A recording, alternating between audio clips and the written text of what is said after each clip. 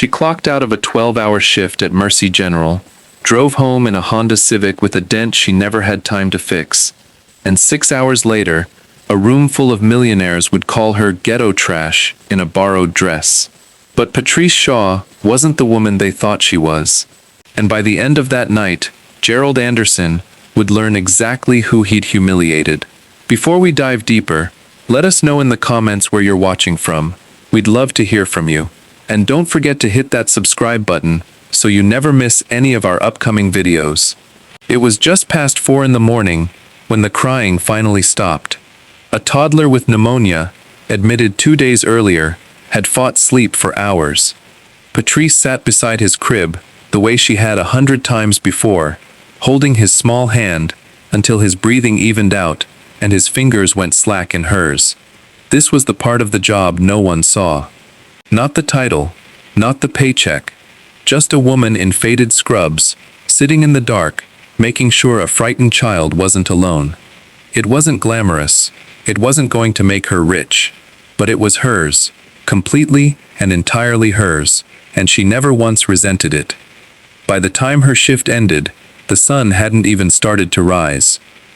She walked out through the sliding doors into the hospital parking lot, sneakers worn thin at the heel, and found her Honda Civic exactly where she'd left it, parked between 2 cars, worth more than her yearly salary. A small dent in the passenger door she kept promising herself she'd get fixed.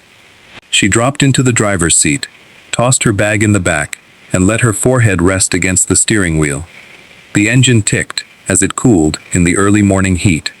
For a moment, she just breathed. Then her phone buzzed. "Tyler.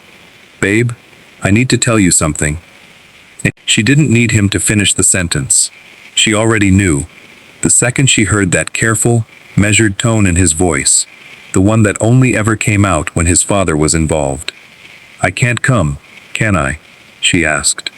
Silence on the other end told her everything. "If you show up," Tyler finally said, "he's going to make a scene in front of every single person there." Patrice let out a slow breath. She had met Gerald Anderson exactly 3 times in the 2 years she and Tyler had been together. The first time, he'd looked straight through her, like she wasn't even in the room. The second time had been worse, and she had a feeling tonight would be the third. "I'm coming anyway," she said quietly, "and I already know how tonight ends." 6 hours later, she stood in the entrance of a ballroom dripping in chandelier light, wearing a simple burgundy dress that had taken her 3 paychecks to afford. Tyler was beside her in a suit that fit like it belonged to someone else's life. Heads turned as they walked in. Whispers followed. She had expected the stares. She hadn't expected how quickly the room would go quiet. "I made it clear she wasn't welcome here tonight." Gerald Anderson's voice cut across the ballroom floor, sharp enough that 300 guests fell silent at once. "Dad." Tyler's voice was steady, but Patrice could feel the tension radiating off him. "She's my wife." "Your wife," Gerald said the word, like it tasted foul in his mouth. "Some overworked nobody from a walk-up in the Bronx. A hospital worker who empties bedpans for a living." Patrice's spine straightened, but she didn't say a word. "Everything I built," Gerald continued, stepping closer, voice rising. "Everything I planned for you, and you threw it all away for this." Patrice stood still. She had told herself she wouldn't give him the satisfaction of a reaction, and she meant to keep that promise, no matter how badly her chest ached. "You don't belong in this house," Gerald said, eyes raking over her dress. "Look at you, standing there in something that isn't even yours." Her hands trembled at her sides. She didn't look away. "Get her out of my sight." Gerald pointed toward the door, his voice booming across the silent room. "Tyler, walk out with her right now, and you walk out with nothing.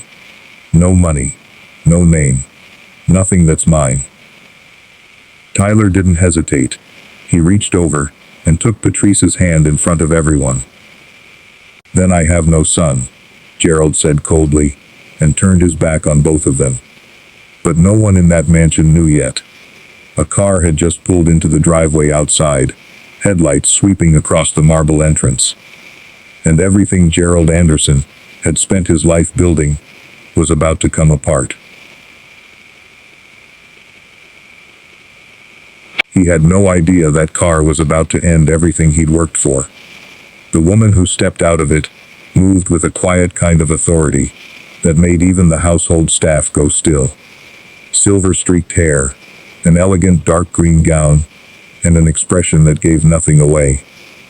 This was Eleanor Vance, majority shareholder and silent partner in Anderson Holdings, the very company Gerald had spent 40 years building his name around. What Gerald didn't know was that Tyler had invited her weeks earlier, long before tonight's confrontation, hoping she might finally meet the woman he loved. What Gerald really didn't know was that Eleanor had spent the last year quietly reviewing the company's financial records after a young compliance analyst on her team had flagged irregularities buried deep in the books. That analyst was Tyler. He had never told his father about the job. Gerald assumed his son was still living off a trust fund allowance, playing at independence. In reality, Tyler had spent 2 years building a career entirely on his own, starting in an entry-level compliance role at the very company his father ran. A job he got without using the Anderson name once. Late nights at a small desk, laptop open, spreadsheets spread across the table, he had quietly documented discrepancy after discrepancy, tied to misused investor funds. He never used what he found as leverage. He simply did his job, brought his findings to Eleanor over quiet coffee shop meetings, and let the truth surface on its own time. Tonight, that time had come. Eleanor walked into the ballroom, past 300 guests, who just moments earlier had gone silent for Gerald's cruelty.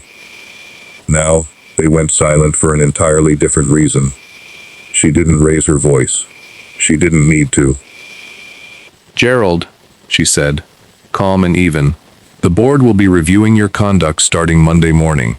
Financial and personal." The color drained from Gerald's face. The same man who had just humiliated a woman in front of everyone he knew now stood frozen, exposed in front of that very same crowd. Patrice said nothing. She didn't need to say a word. This had never been a fight she needed to win with her voice.